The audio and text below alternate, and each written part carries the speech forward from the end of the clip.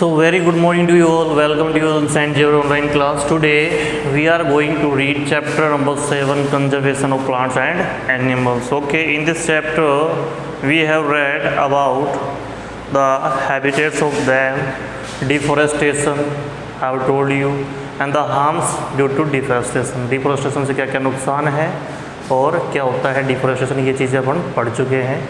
तो आज अपन बात करेंगे नेक्स्ट जो हमारा टॉपिक है वो कंजर्वेशन ऑफ वाइल्ड लाइफ.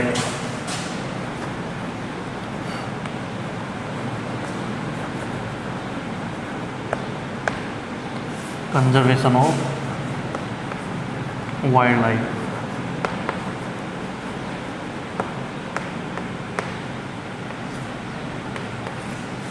ठीक है, वाइल्ड लाइफ का कंजर्वेशन किस तरीके से किया जाएगा, क्या क्या उसके स्टेप्स हैं और क्या क्या गवर्नमेंट के द्वारा चलाए गए प्रोग्राम्स उसके लिए. मैं आपको बताना चाहूँगा कि देखो क्यों ज़रूरी है ये कंजर्वेशन ऑफ वाइल्ड लाइफ. तो आपको पता है अच्छी तरीके से कि भाई हमारे बहुत से जीव ऐसे जीव हैं जिनके बारे में अभी साइंटिस्ट पढ़ भी नहीं पाए हैं, उनके बारे में अभी कोई स्टडी नहीं हुई है, वो हमारे सामने से विलुप्त हो गए हैं. क्योंकि हमारी जो क्लाइमेटिक चेंज है या हमारे द्वारा जो फैलाया गया पोल्यूशन है उसकी वजह से क्या हो गया कि वो यहाँ इस पूरे पृथ्वी से विलुप्त हो चुके हैं. ऐसे पौधे थे जो हमें अन्य डिजीज़ में काम हो सकते थे, मतलब कैंसर में या मतलब कोई भी जो हमारे लिए क्रिटिकल डिजीज़ है उनमें वो हमें सहायता प्रदान कर सकते थे, लेकिन वो भी समाप्त हो चुके हैं, विलुप्त हो चुके हैं. ऐसी हर्ब्स थी, जड़ी बूटियाँ, जिनके बारे में अभी अध्ययन करना बाकी था, लेकिन वो भी इस समय हमारे पास नहीं है. अभी भी एट प्रेजेंट मैं आपको बताना चाहूँगा कि इतने हमारे पास पेड़ पौधे हैं जो मेडिसिनल पर्पज़ पे बहुत ज़्यादा यूज़फुल हैं और अन्य पर्पज़ पे भी, ठीक है, उनके बारे में हम अभी स्टडी नहीं कर पाए हैं. हमें बहुत से जीव जंतु ऐसे उनकी कुछ ही स्पेसीज़ के बारे में हम पढ़ पाए हैं, बाकी कुछ स्पेसीज़ ऐसी हैं जो अभी तक पढ़ी ही नहीं गई, यानी उनके बारे में अभी स्टडी की नहीं गई है और वो विलुप्त हो चुकी है. इन फ़िलहाल भी हमारे पास कुछ ऐसी स्पेसीज़ हैं जिनके बारे में अभी पढ़ना बाकी है, और अगर उनके बारे में अध्ययन किया जाए तो उनके यूज़ के बारे में पता चलेगा कि भाई किस किस चीज़ में ये काम आ सकते हैं. ठीक है, तो इसका मतलब ये है कि वाइल्ड लाइफ को कंजर्व करना बहुत ज़्यादा ज़रूरी है. अगर वाइल्ड लाइफ कंजर्व नहीं की जाएगी तो इसका मतलब ये होगा कि इन फ्यूचर हमारे सामने ऐसी समस्या आ जाएगी कि बहुत सी, जैसे आप पहले ही आप देख पा रहे हो कि भाई कोरोना जैसी डिजीज़ आ गई. कई ऐसी डिजीज़ हैं जो जैसे स्टार्टिंग में एक बार क्या हुआ था कि भाई जो फ्रॉग्स थे वो उनकी जो लेग्स थी वो खाई जाने लगी, ब्रिटेन के अंदर वो ट्रांसपोर्ट की जा रही थी, जिससे क्या हुआ कि समुंदर के अंदर मतलब एक्सपोर्ट इतना किया गया हमारे इंडिया के द्वारा, यहाँ से इंपोर्ट और एक्सपोर्ट दोनों काम चले थे ब्रिटेन में. तो उससे हुआ क्या कि इतनी बड़ी समस्या आ गई कि हमारा जो जैसे जो सी वाटर था उसके अंदर कुछ ऐसे जीव उत्पन्न होने लग गए जिनको मेंढक जो होते थे यानी फ्रॉग्स जो थे वो खाते थे. उनका लेवल जो था वो क्या हो गया, बढ़ गया. मतलब आपको पता है कि भाई फूड चेन है हमारे यहाँ पे, एक चीज़ दूसरी चीज़ के ऊपर डिपेंडेंट है. जैसे हमारे यहाँ बैक्टीरिया हैं, ये क्या करते हैं, जो छोटे छोटे बैक्टीरिया हैं, ये जो माइक्रो ऑर्गेनिजम्स हैं, जो डेड ऑर्गेनिजम्स हैं, जैसे मान लो कोई कुत्ता एक्सपायर हो गया, मर गया है, या कोई गाय वगैरह भैंस वगैरह ये पशु मर चुका है, अपन उसको बाहर फेंक देते हैं. तो बाहर जो है एनवायरनमेंट को क्लीन करने के लिए ये बैक्टीरिया जो होते हैं या माइक्रो ऑर्गेनिजम्स जो हैं उनको क्या करते हैं, ख़त्म करते हैं, यानी उनको खा जाते हैं. ये अब खा जाते हैं तो इससे बेनिफिट ये होता है कि हमारा एनवायरनमेंट क्लीन रहता है. अदरवाइज़ अगर वो वहीं पड़ा रहेगा तो इसका मतलब वो सड़ेगा, सड़ने से उससे कोई ना कोई बीमारी फैलेगी जो कि हमारे लिए क्या है, बहुत ज़्यादा बुरी है. ठीक है, तो इसका मतलब ये है कि हर एक चीज़ दूसरी चीज़ के ऊपर इंडिपेंडेंट है. अगर किसी एक प्लांट की बात करें तो वो प्लांट जो है वो किसी न किसी यूज़ का है, यानी इस पूरी पृथ्वी पे कोई भी ऑब्जेक्ट है उसका कोई ना कोई यूज़ है, और यूज़ है अगर अपन उसकी स्टडी कर लेते हैं उसके विलुप्त होने से पहले तो वो हमारे लिए बहुत ज़्यादा यूज़फुल होगी, क्योंकि उसको अपन आने वाले जो काम है जिसका उसका यूज़ था वो वहाँ पर अपन उसको यूज़ कर सकते हैं. ठीक है, तो इसलिए वाइल्ड लाइफ का कंजर्वेशन बहुत ज़्यादा ज़रूरी है. जीवों की बात करें तो आप देख सकते हो कि टाइगर जो थे या पेंगुइन वगैरह आपने देखे हैं, रेड पांडा वगैरह जो हैं, ये धीरे धीरे क्या होते जा रहे हैं, कम होते जा रहे हैं। ठीक है, अब इनके मतलब अपने सामने एक बहुत बड़ी समस्या, अगर अपना नॉर्मली अपने रीजन की बात करें तो यहाँ पे मोर बहुत ज़्यादा होते थे, पहले कौवे थे बहुत ज़्यादा होते थे, लेकिन आज आप देख पा रहे हो कि हमारे पास इतने मोर या कौवे नहीं हैं, वो धीरे धीरे कम होते जा रहे हैं।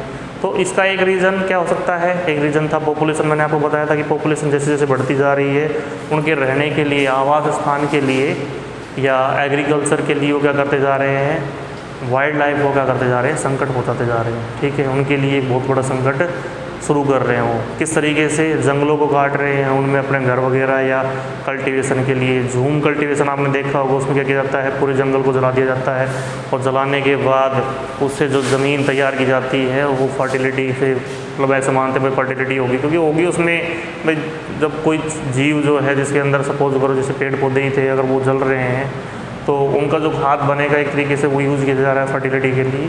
उसमें खेती करते हैं और खेती करने के बाद उसको 2 साल बाद छोड़ देते हैं, फिर से उसके अंदर क्या करते हैं, जैसे जो प्लांट्स है हर साल जो है ये उगने देते हैं, उसके बाद फिर जलाते हैं उसको और फिर उसमें अंदर खेती करते हैं। तो इस तरीके से जो ह्यूमन बीइंग है वो लगे हुए हैं प्रकृति के साथ इस तरीके से दोहन करने में। ठीक है, तो इस दोहन को जैसे अनजुडिशली इस तरीके से अगर दोहन चला, दोहन यानी कंज्यूमिंग अगर इस तरीके से होती रही तो हमारे सामने एक बहुत बड़ी समस्या होगी कि हमारे पास जो लिमिटेड रिसोर्सेज हैं, जैसे पेट्रोल डीजल वगैरह है, कोल है, ये लिमिटेड रिसोर्सेज है, ड्रिंकेबल वाटर है, हमारे पास ये लिमिटेड है और लिमिटेड रिसोर्सेज में क्या आ जाएगी, कमी आती चली जाएगी।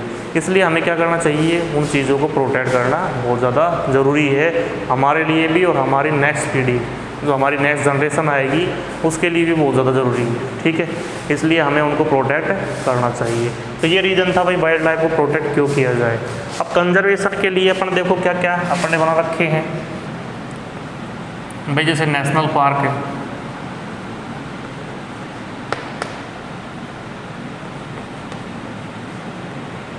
ठीक है, और अपन बात करें तो हमारे पास सेंचुरीज है, वाइल्ड लाइफ सेंचुरी,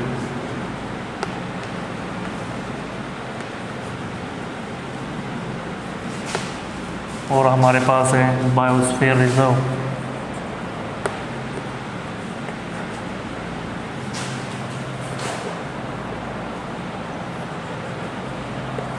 ठीक है, ये हमारे पास है। तो इनमें मतलब क्या क्या है, वाइल्ड लाइफ सेंचुरी क्या है, नेशनल पार्क क्या है, इनको अलग अलग नाम क्यों दिया गया है उसका रीज़न समझे। तो नेशनल पार्क जो है ये क्या है, नेशनल पार्क वो प्लेस है जिसको यूज़ किया जा रहा है किसके लिए, फ्लोरा और फौना, यानी हमारे जो वन है या वन्य जीव जो हैं उनको, फ्लोरा और फौना, उनको कंजर्व करने के लिए गवर्नमेंट के द्वारा रन किया जाएगा। Government is running it.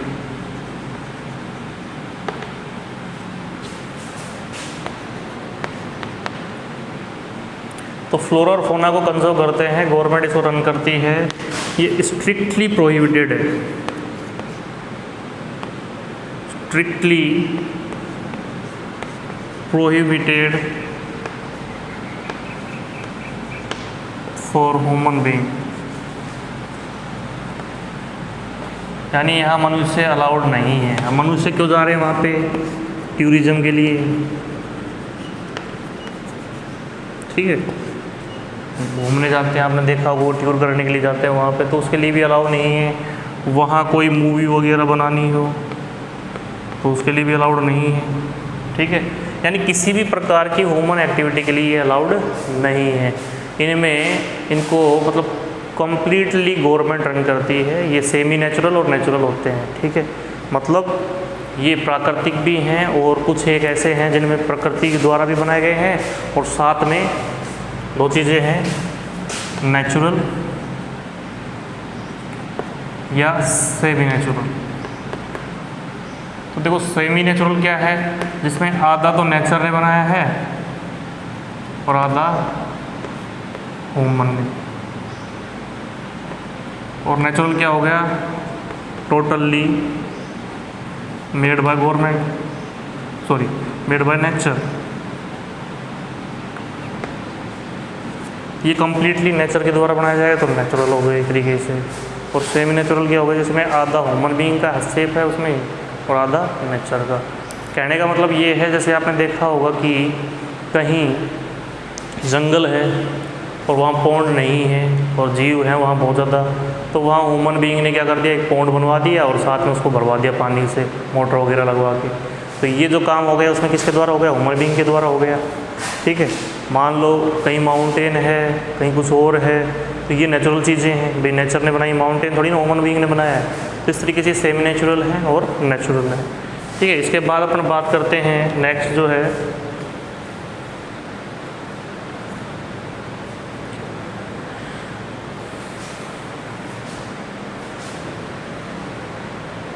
हाँ जी, नेक्स्ट है अपना, इसका जो एम है वो क्या है। देखो नेशनल पार्क का जो एम है, ये मेन चीज़ है।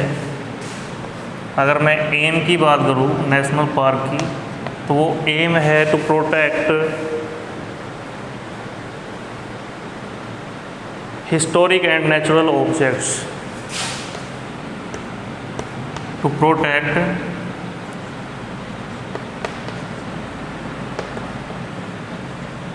Historic and natural object.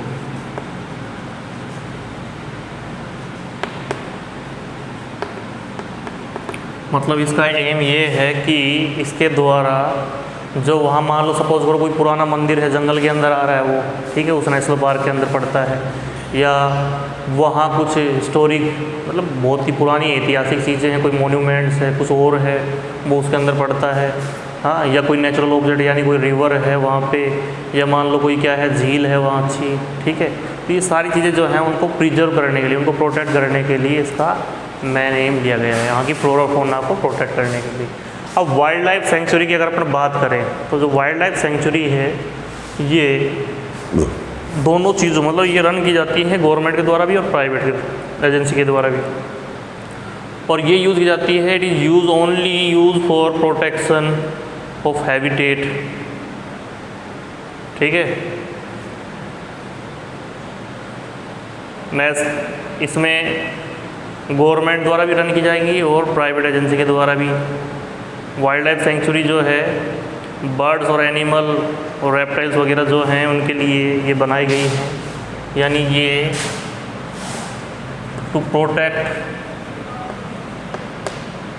Birds, animals, plants, और आप सिंगल वर्ड बोल सकते हो वाइल्ड लाइफ। भाई इसको कंजर्व करने के लिए ये वाइल्ड लाइफ सेंचुरी बनाई गई है। ये जो रन की जाती हैं ये प्राइवेट, यानी इसमें प्राइवेट एजेंसी भी हस्तक्षेप करती है और साथ में गवर्नमेंट भी।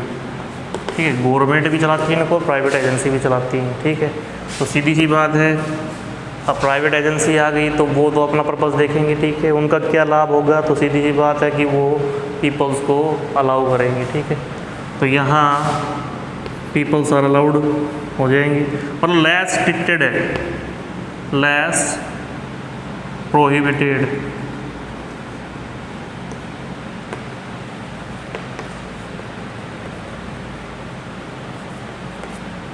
लोगों के लिए ये इससे थोड़ी सी कम स्ट्रिक्टेड है, मतलब इसमें भी अलाउ तो नहीं इतना, ग्रेजिंग वगैरह है, जैसे पशु चारण करने के लिए क्या करते हैं लोग, चले जाते हैं वहाँ गाय वगैरह लेके पशु को चराने के लिए, तो वो अलाउ नहीं है, उसमें तो बिल्कुल नहीं है, इसमें थोड़ा बहुत है भी तो बिल्कुल कम है, तो इसके लिए इनको अलाउ नहीं किया जाता है। इसके साथ साथ देखा जाए ये फ्लोरा और फौना को भी ये भी क्या करते हैं, प्रोटेक्ट करते हैं। ठीक है, और उनके हैबिटेट को ये प्रोटेक्ट करता है, हैबिटेट को भी, हैबिटेट ऑफ लिविंग बीइंग, मतलब वहाँ जितने भी पक्षी हैं, पशु हैं, जानवर हैं जो वहाँ रह रहे हैं, उनके जो हैबिटेट का मतलब होता है रहने के स्थान जो हैं, जैसे किसी की गुफा है, किसी के घोंसले हैं, ये सारी चीज़ें जो है वहाँ प्रोटेक्ट की जाती हैं। ठीक है, तो these are also protect in wild life sanctuary. ये था वाइल्ड लाइफ सेंचुरी। अगर बायोस्फीयर रिजर्व की बात करूँ मैं, तो ये जो जगह है ये यूज़ की जाती है किसके लिए? स्टडी के लिए, फॉर स्टडी और यू कैन से लर्निंग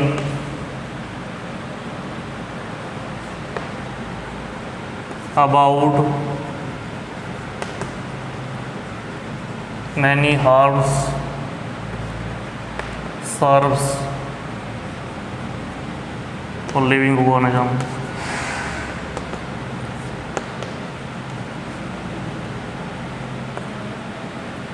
ये जो है प्रोटेक्ट करती है, इट प्रोटेक्ट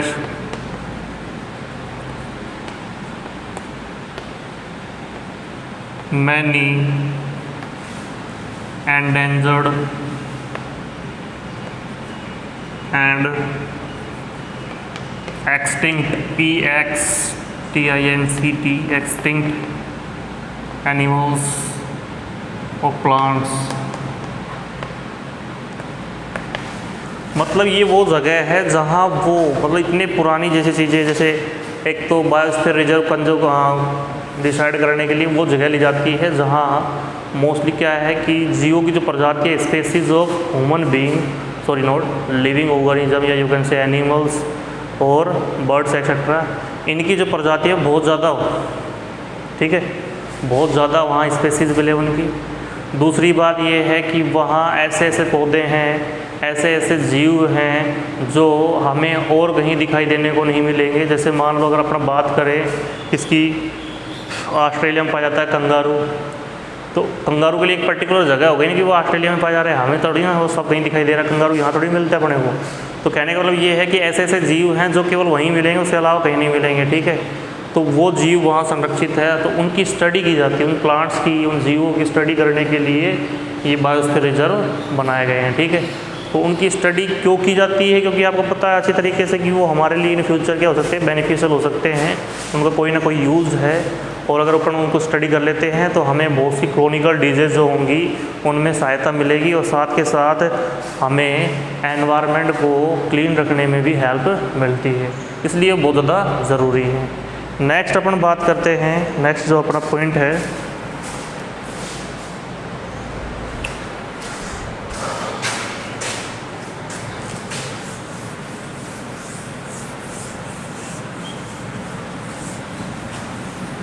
तो नेक्स्ट जो पॉइंट है वो अपन कर लेंगे। आज के लिए इतना ही। आपको इन तीनों को देखना अच्छी तरीके से कि बायोस्फीयर रिजर्व क्या है, वाइल्ड लाइफ सेंचुरी क्या है। जैसे आप भरतपुर के अंदर है घना पक्षी विहार, ये कुछ वाइल्ड लाइफ सेंचुरी हैं, ऐसे नेशनल पार्क भी हैं, ठीक है, और ऐसे ही बायोस्फीयर रिजर्व भी हैं, ठीक है। तो आपको उनको एक बार देखना अच्छे से। Thank you very much, have a nice day.